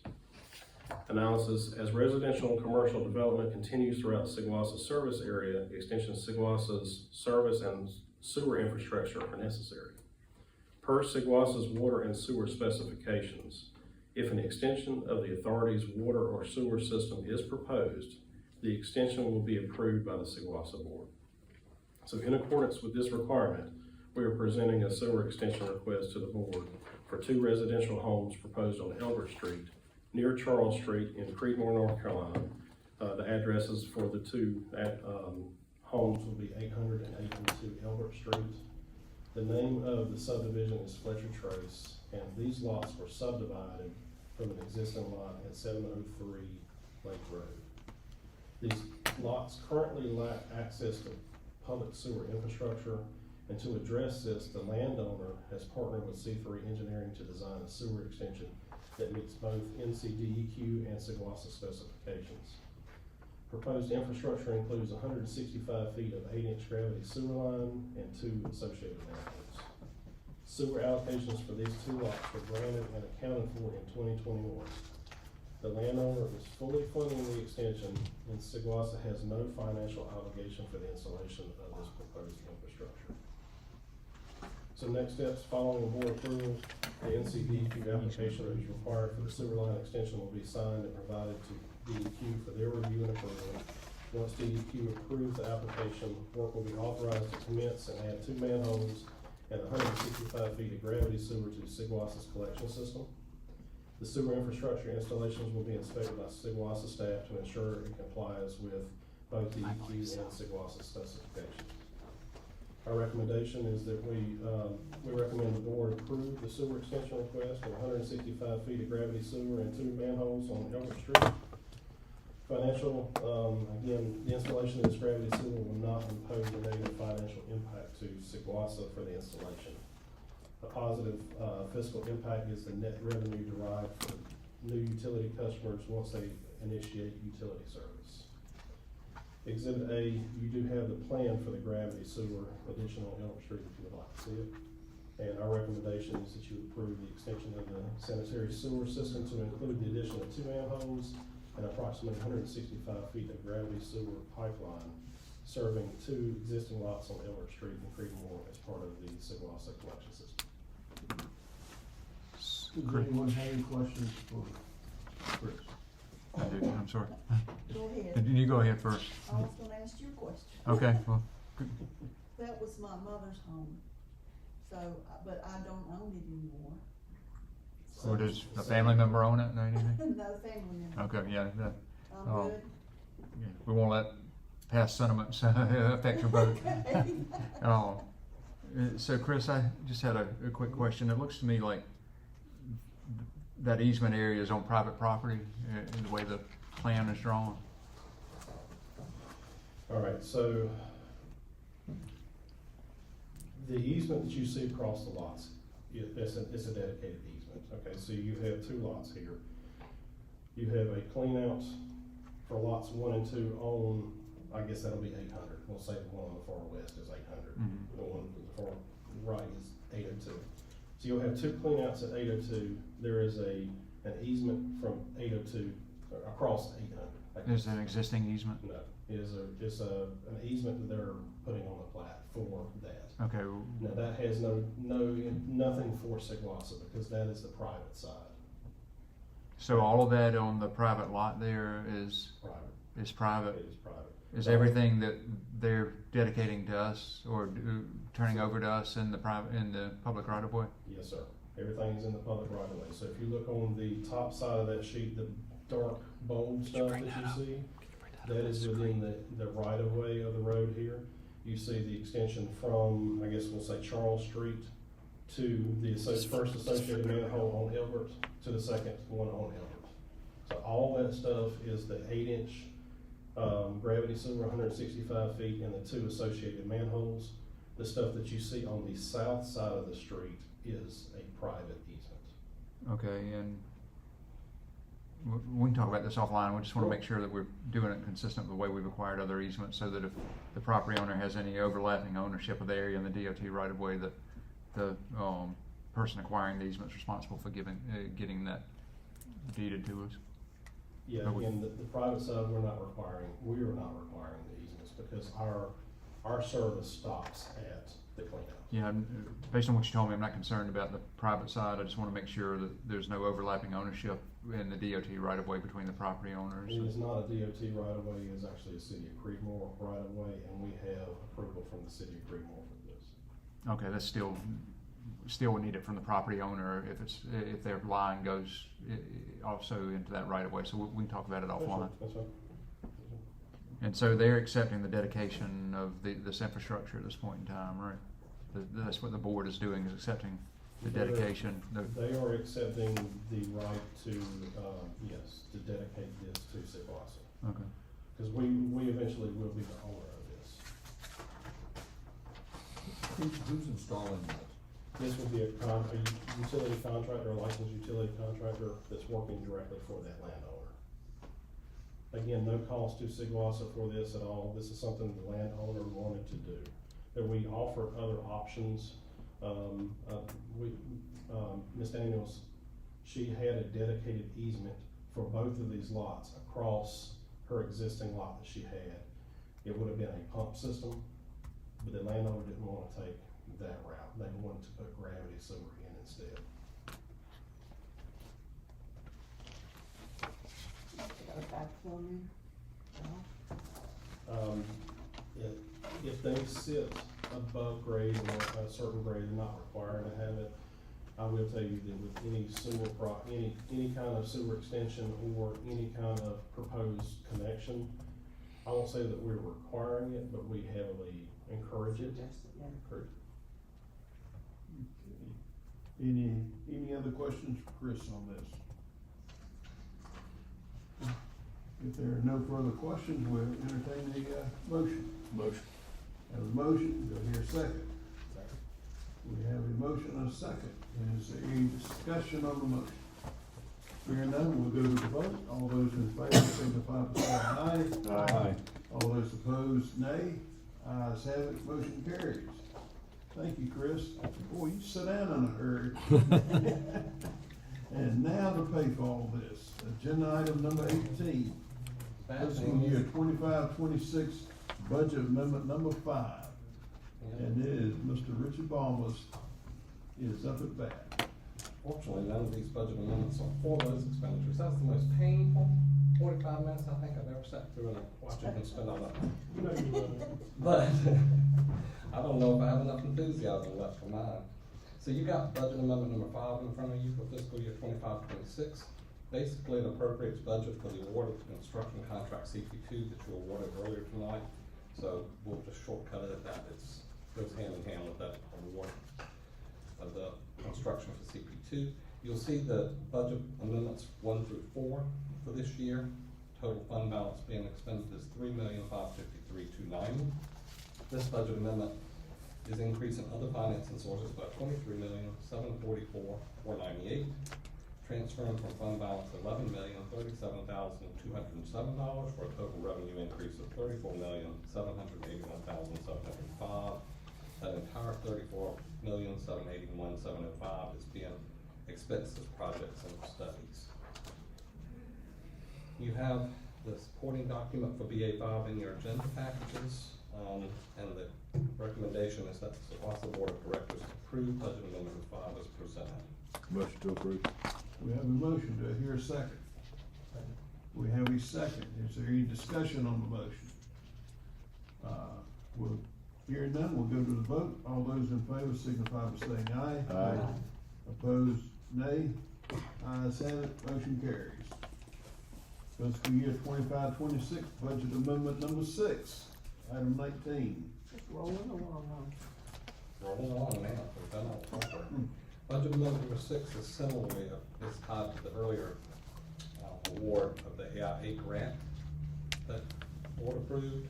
It's basically the grant for $150,000 with a matching 20%, $30,000, and a 1.5% application fee of $2,250. You see the total of budget amendments 1 through 5, $14,590,497 already approved. This budget amendment is increasing other financing sources for the grant amount of $150,000. Using fund balance for $32,250, total revenues $182,250. Again, it's project for studies, $182,250. Recommendation, you've got the supporting document in your agenda. The recommendation is that the Sequoia Board of Directors approve budget amendment number 6 as presented. Motion to approve. We have a motion. Do I hear a second? Second. We have a second. Is there any discussion on the motion? Hearing none, we'll go to the vote. All those in favor signify by saying aye. Aye. All those opposed, nay. Ayes have it, motion carries. Item 20, fiscal year 25-26, budget amendment number 7. Budget amendment number 7 is for the award of PFAS water treatment plant design services awarded tonight to CDM Smith.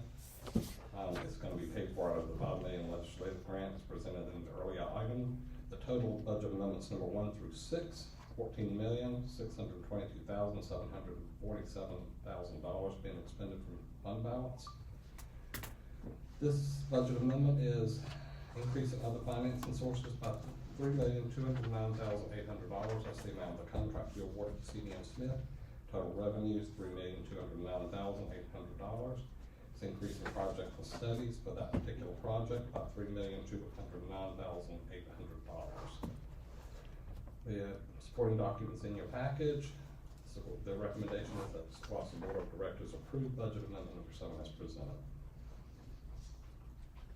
Do I hear a motion? So moved. We have a motion. Do I hear a second? Second. All right, we have a motion and a second. Any discussion on the motion? Hearing none, we'll go to the vote. All those in favor signify by saying aye. Aye. All those opposed, nay. Ayes have it, motion carries. Item number 21, fiscal year 25-26, budget amendment number 8. This budget amendment is the only one tonight that doesn't involve a previous item on the agenda. Budget amendment number 8 appropriates additional budget for workers' comp insurance for the plan year 24-25. There was a plan year 24-25 audit of payroll. They do an annual audit of our workers' comp at the end of each fiscal year.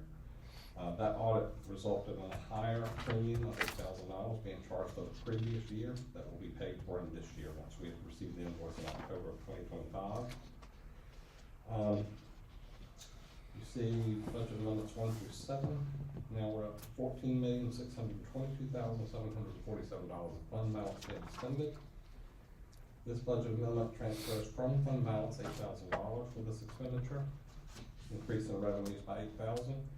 It's being budgeted in the expense to depreciation board and other, which is where workers' comp insurance is paid from, for total expenditures of $8,000. BA8's in your agenda, which is the supporting document, and the recommendation is that the Sequoia Board of Directors approve budget amendment number 8 as presented. Okay, does anyone have any questions for Richard? I have a question. Okay. So this is workers' compensation premium, it's $8,000 For the previous plan year, previous fiscal year. How come we didn't know about that till? That's a very good question. So our payroll has become very fluid. It's not as predictable as in the old days. This particular year, 24-25, which was last year, we submitted the renewal package before the board finalized the budget, which included a couple of new positions, as you'll recall. That was just hiring practices. We did away with the minimum trainees. We did away with the trainee rate and hired minimum now. And I think home boarding is slightly higher salaries possibly now, plus your normal merits and COLAs. If you'll recall, budget amendment number 1 in July was for the current fiscal year, and that was because in this year we did increase. We captured those positions, we captured the new positions approved in this year's budget, which were 3 positions. We had captured the pay study. So if you'll recall, we brought a budget amendment to you in July. for the current fiscal year, so that we wouldn't run into the same situation last year. So the current year, when it's audited at the end of 6/30/26, we don't anticipate an additional premium, because we call it the front premium. When did we do away with trainee pay and go straight to? I believe that was, I'll defer to Scott on that, but I believe that was probably at the beginning of plan year 24/25, somewhere around there.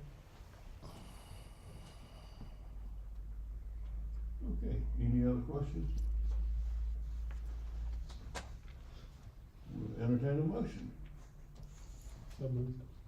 I have a motion to approve, do I hear a second? Second. We have a second, is there any discussion on the motion? Hearing none, we'll go to the vote, all those in favor signify by saying aye. Aye. All those opposed, nay. Ayes have it, motion carries.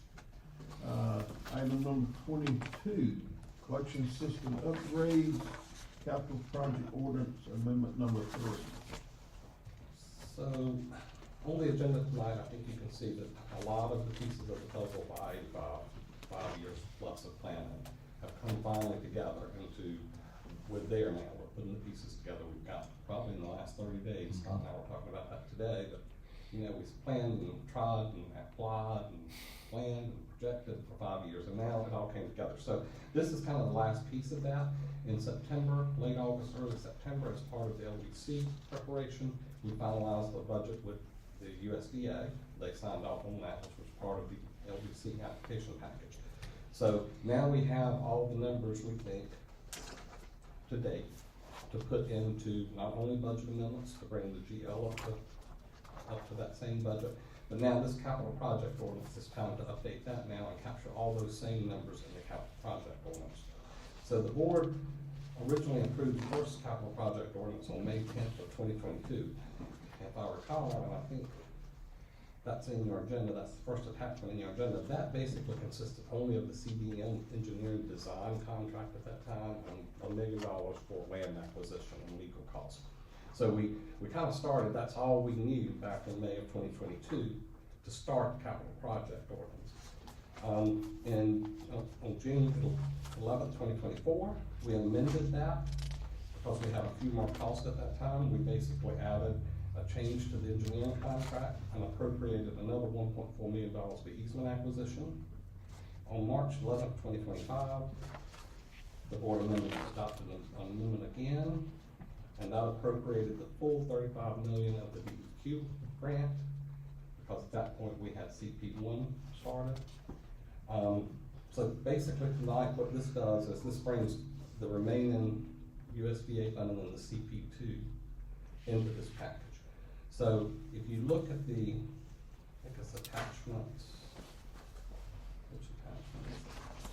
You have 4 attachments. You have the original ordinance from May 10th, 2022, the amendment number 1, which was June 11th, 2024, amendment 2 was March 11th, 2025, and then the proposed amendment for tonight, which would be amendment number 3. And if you look at that, that will give us on page 150, your agenda package. You'll see that we're now in section 3. We're appropriating a full $35 million in grant funding from DEQ. We're now appropriating a full $35 million loan from USDA. Enterprise fund appropriations now are up to $13,851,976 for this project. So you see our total project cost, and the Finance Committee saw a chart on this, and I'll be bringing it to you in November as part of the first quarter. We'll update these charts now. Total project cost at this point, $83,851,976. How does that break down? In section 4, you can see that of that $83 million, nearly $84 million, engineering costs account for $11,423,500. Easement acquisition and other direct costs, $2,809,770. A construction contingency, which is partially being funded by Seguasa, as part of the USDA requirement, $1,626,757. Capitalized interest, as we saw earlier in the ban item, is projected to be approximately $2,921,667. That's part of the USDA required budget. CP1, construction package 1 is $34,832,000 awarded by the board. Construction package 2, item for tonight, is awarded by the board is $30,238,282. Again, total construction cost, or total project cost, $83,851,976. The recommendation, of course, I'll answer any questions. The recommendation, the executive director recommends that the board adopt the amended capital project ordinance as presented. I know that's a lot, so Questions for Rich? be glad to answer any questions. So this $8 million more. So we had on the USDA loan, we had to guarantee $6-point-something million. And all the rest of this money is the interest and the application fees for all these different. Excuse me, 13.9 million roughly? Yeah. That's correct. So that includes the 6.9 that the Yeah. USDA required that you saw earlier. It is already expended over 2.4 million in legal and land acquisition costs. It includes a required contingency that hasn't been spent yet, that the USDA requires to be as part of the budget, so that you don't get in the project and have absolutely no contingency. And the projected capitalized interest, which of course is still a projection. So there are two numbers in that 13.9 million that are projections still not known, and that is capitalized interest and contingency on construction. Could they go down? Possible on an $84 million project that's gonna take 2 to 3 years. I wouldn't bet on that. Well, you know how much I love But it's the possible. budget amendments, so, okay, thank you. If I was a betting man, I wouldn't bet on that. I wouldn't bet on that one. Any other questions for Rich? Motion to approve. We have a motion, do I hear a second? We have a second. Is there any discussion on the motion? Hearing none, we go to the vote. All those in favor signify by saying aye. Aye. All those opposed, nay. Ayes have it, motion carries.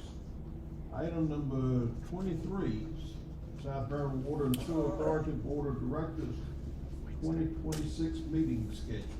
Thank you, Mr. Chair and board members. Before we get into our 2026 meeting schedule, just a note that the November 2025 meeting next month is actually scheduled for Wednesday, November 12th. The board approved that last year, and this is due to the observance of Veterans Day, which is on Tuesday, the 11th. So your board meeting for November is actually on the 12th of November. The room is reserved, and we look forward to seeing you here on that Wednesday evening. Before you this evening, we have the 2026 schedule for the Board of Directors meeting for the upcoming year. Same time, same location. Exhibit A is the proposed 2026 Board of Directors meeting schedule. There are no changes proposed for the 2026 board meeting schedule in terms of conflicts with holidays. And once again, we have an asterisk next to the February board meeting, which is the annual meeting for the election of officers, including chair, vice chair, secretary, and treasurer. Be happy to answer any questions the board may have regarding the proposed 2026 Board of Directors meeting schedule. Is there any questions for Scott on this? Hear none, we're entertaining a motion to approve. Motion to approve. We have a motion, I have a second. Is there any discussion on the motion? Hearing none, we go to the vote. All those in favor signify by saying aye. Aye. All those opposed, nay. Ayes have it, motion carries. And next item is our proposed 2026 South Carolina Water and Sewer Authority holiday schedule. Thank you, Mr. Chair. Just a note that Priscilla Adcock, our Human Resources Manager, was unable to attend this evening's meeting due to an illness, but she did help me prepare this information this evening. So in front of you is the proposed 2026 Saguasa holiday schedule. Requested action that the board consider adding President's Day, the third Monday in February, as an official Saguasa holiday beginning in 2026 and approving the proposed 2026 holiday schedule shown in Exhibit A. As far as the background, Saguasa currently observes 10 holidays annually, consistent with many municipal utilities in North Carolina. President's Day is a federal holiday, widely recognized across the U.S., though not currently part of North Carolina's state holiday schedule. Adding this holiday would align Saguasa with evolving public sector practices and enhance our position as an employer of choice. Special note that banks are also closed on President's Day. I've provided for you in terms of some rationale. Employee morale and retention. The paid holidays are a key factor in job satisfaction and retention. Additional time off supports the work-life balance, reducing burnout and turnover risk. In terms of productivity and engagement, research shows that periodic breaks improve focus, creativity, and overall performance. As far as competitive positioning, many public agencies and utilities nationwide offer President's Day a holiday. And this move signals Saguasa's commitment to employee well-being and modern workplace standards. Operational and financial impact. Operational impact is minimal.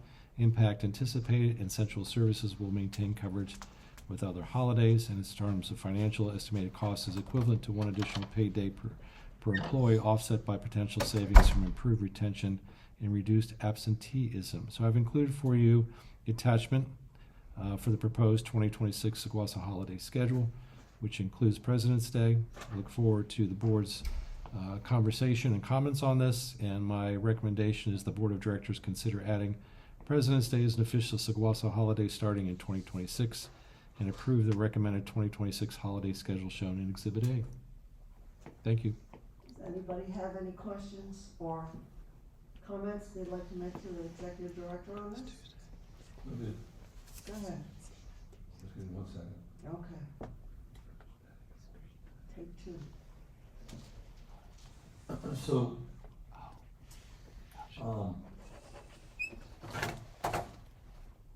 in comparison to municipalities within the county, I know the county does not, has what's called flex day. We do not recognize this day here. So we have what's called a flex day, which,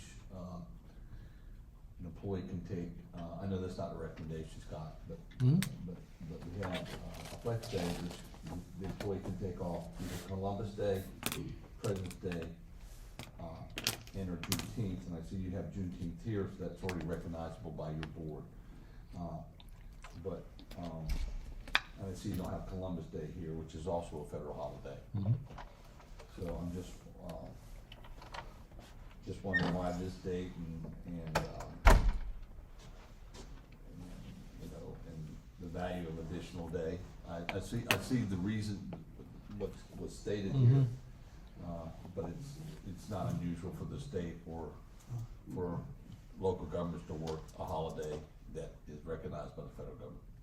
Well, we've noticed what's interesting on President's Day with the banks being closed and with our business here. I've noticed our trend over the last several years that it seems like a very light day for us as far as the customers really not knowing that we're open, not confused, but the banks are closed. There's no banking that's going on. We're not doing any banking because we can't on that day as far as receipts, deposits, those type of things. So when I looked at the overall schedule and took into account some of the rationale behind this, I thought it was appropriate to at least suggest it to the Board of Directors to add to the schedule. We don't have flex days at this point. It's something that I'm not sure if we've considered in the past. I know in the recent past, the last several years, we have not looked at flex days or adding those into the calendar. We do have opportunities for employees to use some compensation time once they reach a certain amount of hours, basically that they can take hours off as well, and they also have sick time that they can use. So appreciate the board at least taking consideration of this item. I did not take a full look across all holidays to align them, thought this seemed to be natural just because of those trends that we see, and also knowing. So on a holiday like that, who's working? Who on a holiday if somebody's off? Yeah, right, no. On a holiday, how many employees do you actually have working? So let's take this federal holiday that we're not currently right. Let's just say allotted. The entire staff is working. It's a full day for Saguaso. No, when you're, so if you're working a federal holiday, and people are off, let's just say, Memorial Day, Okay. and it's during the week. Who, just critical personnel working on that day? So nobody reports to work on that date, but all of our supervisors, our administrative staff, basically managers, are on call. What when about the, the facility? when the phone rings? The plant? Oh, staff, yeah, the plants are staffed. That is correct. We still have to staff the plants, and they get another day off in lieu of the holiday that they had to work. I'm just trying to see, is there actually, what's the actual cost of that to have people off and then people working overtime and so forth? So I just take it that you have, the cost benefit analysis on that other than retention and time. What's the actual?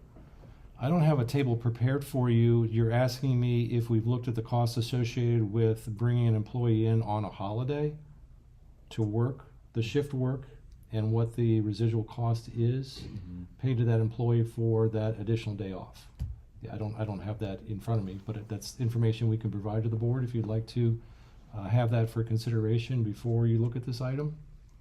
And again, this item itself was. The way shift work at the plants work, you either schedule work or you schedule off. Holidays don't come into account. You get that. Someone's there every day. Someone's there every day. And the ones that have to work that holiday, they'll get a day off for it. But they gotta be there regardless. They have to be there regardless. They're So essential. really the only staff we're really talking about the impact is administrative staff just not required to be at the plant, is that correct? The administrative staff and, I would imagine water and sewer maintenance would be. Utility staff does not report. They'll be on call as needed.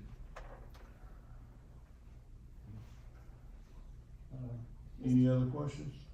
I just want to make a comment. Yes. Well, I work for the state of North Carolina and I work for the federal government. And they do have, some of them we have the same holidays, but they're always been different. There's about two, I think, that the state has that we don't. And it's just accepted that way. I don't know if you're gonna ever get those to be the same, but at the VA, cause you work in the lab and you're essential, so if you have to rotate the holidays, but it's just another day's pay. They say it's holiday pay, but it's really another day's pay.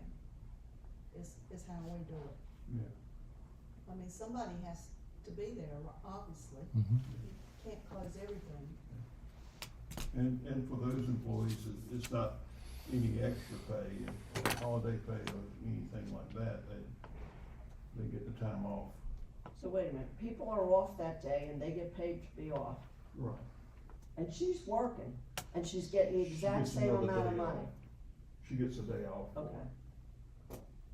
You get a day I off, you come just from a don't get the union holiday state, off. it's time and a half or double and a half, that's. Then unfortunately, they don't pay time and a half or double time, do No, they? not for that. Yeah. But if you had a plant off that day, if they were off and bring them back in on that day, it would be time and a half, holiday pay. They would get overtime. They would get time associated with that call back in, of course, to usually fix a water main break during that time of year, and any time that they've worked towards that. Yeah. Any other comments? Any other questions? Okay. Well, hearing none, we'll, entertain a motion. So I do have a discussion. Okay. I'm sorry. So I'm looking at the city of Durham, which is who I work for full time. And we don't get Veterans Day and we don't get President's Day.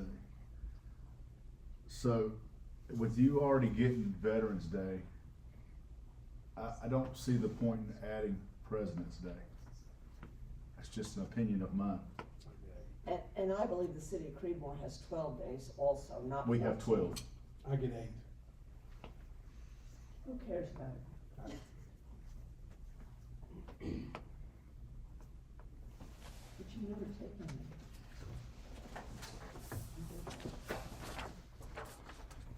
Just speaking my point of view.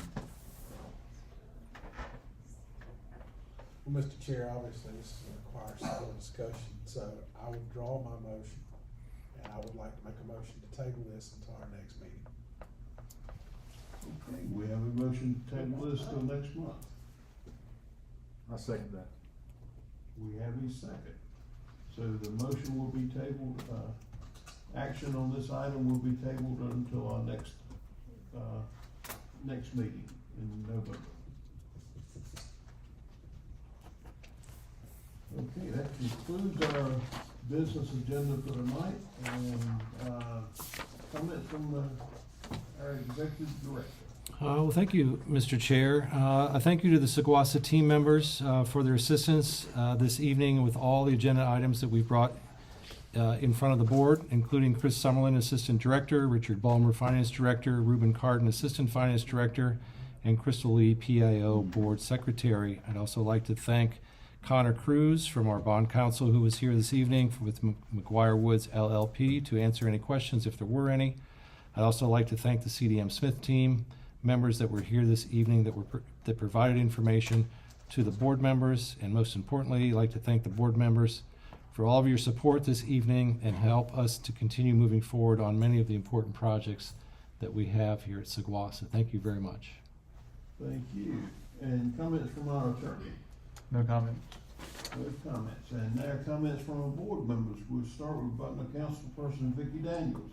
Oh, thank you. I could see there was a lot of detail in our agenda today, and I really appreciate all the information because it is very helpful. There was a lot of work put into it. And, I will also say that some of our items, it was nice to see that it was in our budget. Not always that happens. You like that, Richard? Don't give him any encouragement here. But that was nice to see, because most of the time it is not in our budget, if something occurs, so that was nice. I thought all the discussions were really good, and everybody left except for Miss Joyce. She always comes, she's faithful. So we do appreciate you being here tonight, and, thank you very much. Have a good evening. Thank you. Criminal Commissioner Robert Way. I have nothing to say. Okay. Gravel County Commissioner Russ May. Yeah, yes, yes, sir, Mr. Chair, I'd like to thank, the director for the tour he gave me this week of this is my second time through, but I got a lot more out of this one, of the, water sewer infrastructure here at Saguasa. So I thank you. And I am, too, impressed with the professionalism of this organization and the way they carry themselves. And, I think it bodes well for the organization and and I think that's something that you, Mr. Director, should be proud of, and I appreciate it. Thank you. STEM Commissioner Kenneth McLean. Nothing tonight, thank you. Okay. Criminal Commissioner and Vice Chair Georgiana Kaczynski. We have had a lot of sharing of ideas and information tonight. That is overwhelming. Second day I've gone through all this stuff, and Chris is tired of hearing my voice, I'm sure. But I'm glad to see that PFAS, we're making progress on PFAS, because I made a statement in front of Creedmoor's board members and said, there's nothing wrong with the water. And I was stopped by a commissioner saying, there is definitely something wrong with the water. It has PFAS. Well, PFAS has been around for 40 years. You just found out about it a year ago. But we're working as hard as we can. Nothing's being ignored. That's why I want to make sure that the design build goes on schedule, especially with all the competition around. I don't know what the penalty will be if we don't meet our deadline, but I don't want to find out. And I don't want a budget amendment for it. Okay, thank you. And I want to thank everyone for coming tonight. I know the meetings run long, but, we've made a lot of progress. And, I'm not gonna make it any longer. I entertain a motion to adjourn, take a 5-minute break and reconvene in, closed session. Motion. Second. We're not, you mean we're just going into closed session, not Yes. adjourning? Oh, I'm sorry, yes. A motion to go into closed session with a 5-minute break. Motion. Second. All right, have a motion and a second. Any discussion? Hearing none, we'll go to the vote. All those in favor signify by saying aye. Aye. All those opposed, nay. Ayes have it. We will reconvene in 5 minutes in closed session.